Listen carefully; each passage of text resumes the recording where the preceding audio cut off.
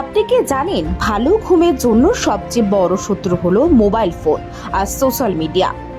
বিছানায় যাওয়ার আগে ফোন ব্যবহার বন্ধ করুন, কারণ ফোন স্ক্রল করতে করতে সময় হিসেব থাকে না। স্ক্রিনের নীল আলো মস্তিষ্কে জাগিয়ে রাখে, ফলে ঘুম আসতে দেরি হয়।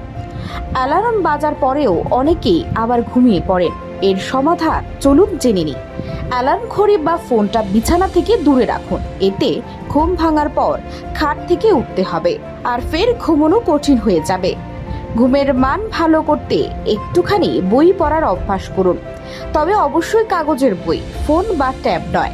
গবেষণা বলছে ঘুমের আগে বই পড়লে ঘুম আরো ভালো হয়। এবার আসি পানীয় জলের কথা।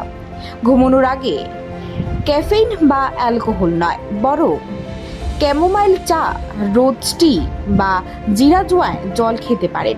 এগুলি স্নায়ুকে শান্ত করে, ঘুম আনতে সাহায্য করে। সবশেষে মনে রাখুন, ভালো ঘুম মানে সুস্থ মন আর শরীর। শুধু কয়েকটা ছোট্ট অভ্যাস বদলালেই আপনার ঘুম হতে পারে অনেক গুণ ভালো।